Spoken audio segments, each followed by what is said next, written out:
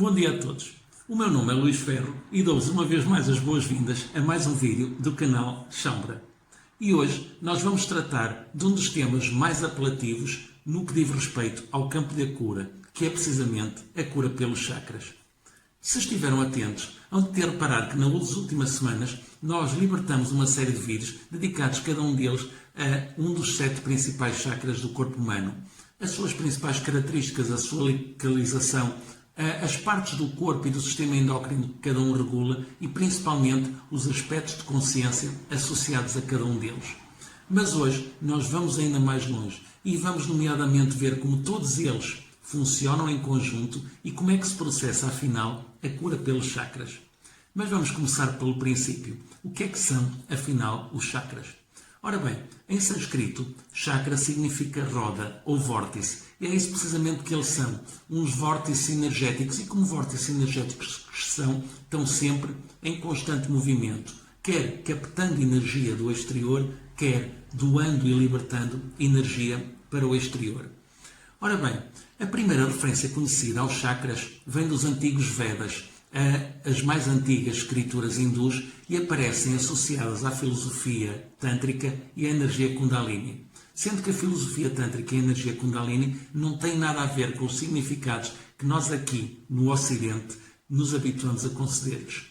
Em sânscrito, Tantra significa tiar, com o significado dos fios que se cruzam e se intercruzam no mesmo tecido, tal como as nádis, as veias energéticas por onde circula o nosso prana, a nossa energia vital, se cruzam e se intercruzam no nosso corpo energético. Ora bem, no local onde essas nádis, essas veias energéticas por onde circula o prana, no local onde elas se cruzam e se intercruzam no nosso campo energético, é precisamente o local onde resultam esses centros energéticos, os chakras. Os chakras encontram-se, e toda a filosofia tântrica associada à energia Kundalini, encontra-se, aliás, representada na simbologia das mais antigas tradições que são conhecidas.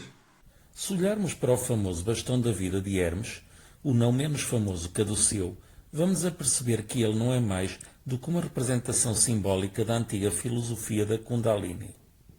Em sânscrito, Kundalini significa enrolada ou enrolada como uma serpente.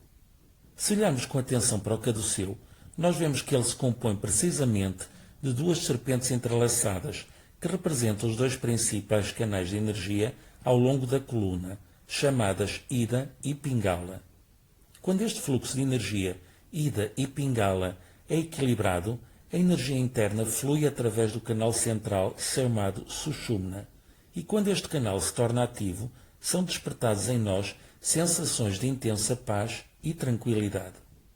É através deste canal Sushumna que se praticam as meditações dos mantras para atingir os níveis mais elevados de consciência. Isto é, portanto, tudo aquilo que nós conseguimos ver no caduceu.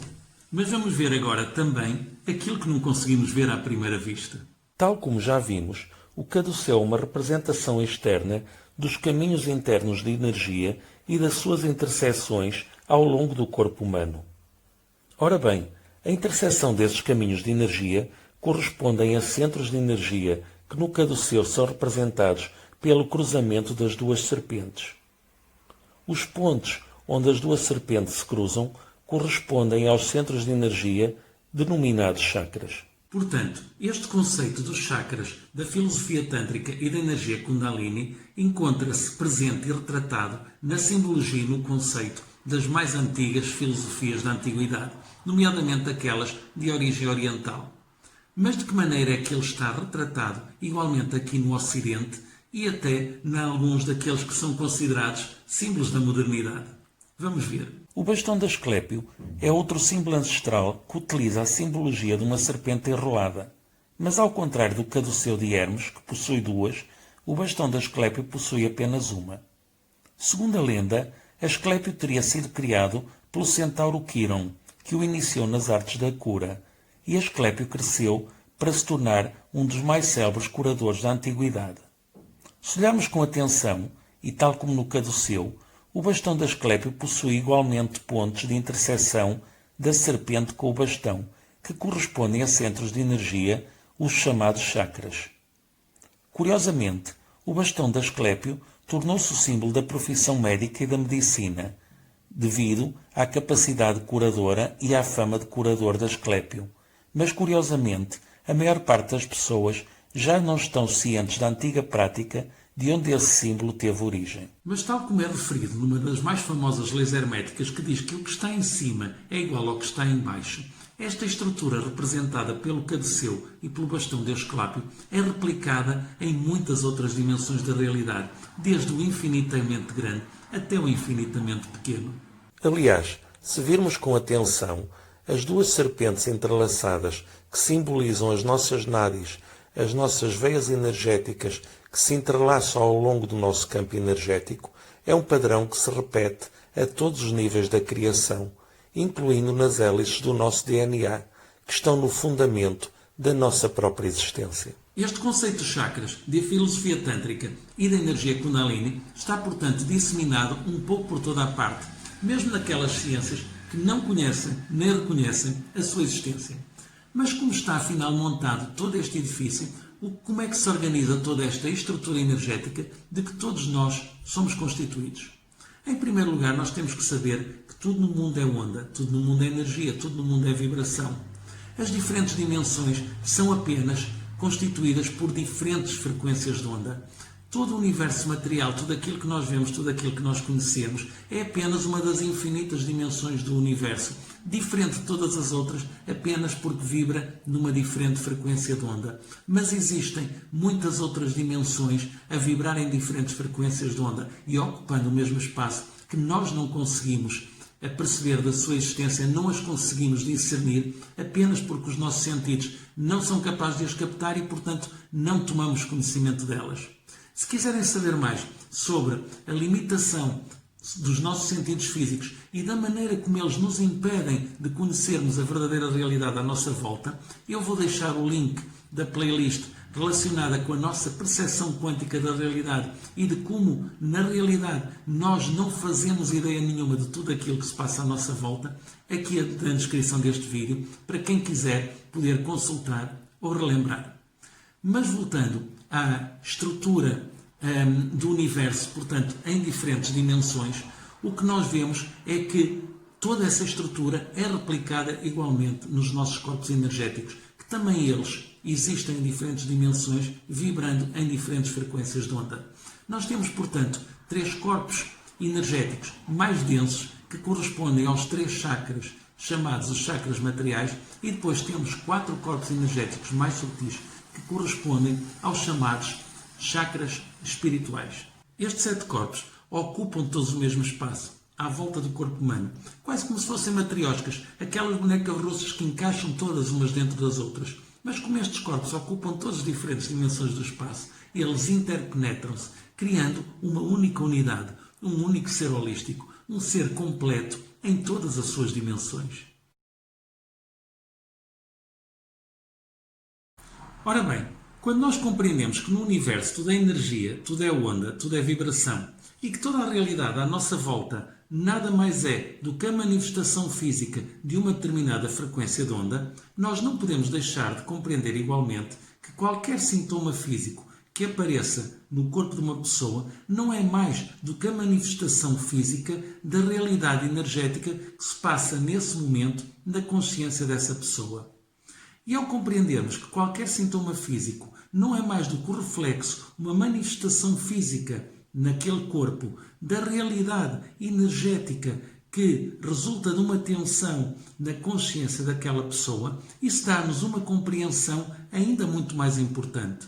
É que se uma tensão na consciência dessa pessoa provocou um bloqueio energético que se veio a consubstanciar num sintoma físico naquela pessoa, o que isso significa é que se conseguirmos aliviar essa tensão e desbloquear o bloqueio energético que ela criou, isso irá, muito provavelmente, fazer desaparecer aquele sintoma exatamente da mesma maneira que o fez aparecer, uma vez que ele não passa de uma manifestação física, de um bloqueio energético e de uma tensão na consciência daquela pessoa.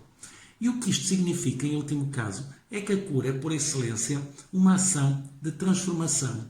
Uma transformação interna, uma transformação de nós próprios, uma transformação de deixarmos de criar uma realidade tensa e densa à nossa volta para passarmos a criar, a co-criar uma realidade fluida e harmoniosa à nossa volta. A sequência de cura acontece, portanto, da seguinte maneira. Nós criamos a nossa própria realidade através das ações, pensamentos e emoções com que respondemos ao ambiente mais ou menos hostil à nossa volta. Em segundo lugar, a maneira como nós respondemos a esse ambiente, principalmente nesta sociedade tão competitiva em que vivemos, pode provocar uma dose maior ou menor de stress, dor, frustração ou sofrimento. Em terceiro lugar, o stress que nós podemos criar a partir dessa resposta ao ambiente fala a mesma linguagem do stress que criou e fala a mesma linguagem da realidade que nós construímos para nós próprios. E finalmente, em quarto lugar, a partir do momento em que nos apercebemos de todos esses mecanismos e de toda essa dinâmica, nós deixamos de ser apenas umas vítimas das circunstâncias, sem nada podermos fazer mediante tudo aquilo que nos acontece, para virarmos senhores do nosso próprio destino, uma vez que podemos escolher e temos a oportunidade de optar pelos padrões de comportamento, pensamento e ações que podemos adotar para reverter todos os sintomas, todo o stress e todas as formas de pensamento que tinham criado a primeira dor, o primeiro sofrimento e o primeiro stress em si mesmo. Portanto, é neste quarto passo que entra o processo de cura e é neste quarto passo que entra o curador que, através de uma energia externa inserida dentro da energia interna da pessoa que está a ser curada, vai iniciar o processo que vai redundar num processo de autocura da própria pessoa que tem que aceitar essa energia, tem que aceitar essa transformação e tem que aceitar essa cura.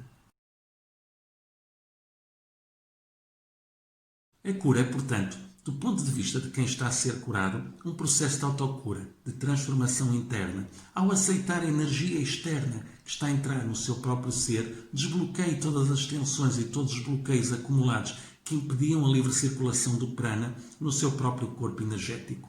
E adote para si mesmo novos padrões de pensamento e novos padrões de comportamento que impeçam que esses mesmos bloqueios e essas mesmas tensões voltem a acontecer. Desse ponto de vista, toda a cura é igualmente um processo de autocura. Não existe cura sem transformação interna. Mas como é que se processa exatamente então a cura através de chakras? Tal como já vimos, cada um de nós cria a sua própria realidade, através dos seus pensamentos, das suas ações, das suas emoções. E isso é válido para o bem e para o mal. Mas onde é que ficam então armazenados todos esses pensamentos, todas essas emoções? Eles ficam armazenados nos nossos 7 corpos energéticos. E isso é igualmente válido para o bem e para o mal. Esses 7 corpos energéticos é como se fossem o nosso histórico. Eles representam o nosso disco duro. E a energia que cada pessoa emite é precisamente a frequência combinada de todos esses 7 corpos. Ora bem, o que é que acontece quando um ou mais chakras estão desalinhados, obstruídos ou bloqueados? Quando isso acontece, isso vai impedir a normal circulação de energia por todo o sistema. Tal como quando um rio é bloqueado ou se constrói uma barragem, isso vai afetar todo o sistema ajusante desse obstáculo. Pois bem, o processo de cura através de chakras é o processo através do qual um terapeuta, agindo energeticamente sobre cada um dos chakras e sobre cada um dos corpos energéticos, os vai restabelecer ao seu estado natural de harmonia e equilíbrio, desobstruindo-os, alinhando-os e desbloqueando-os, evidentemente.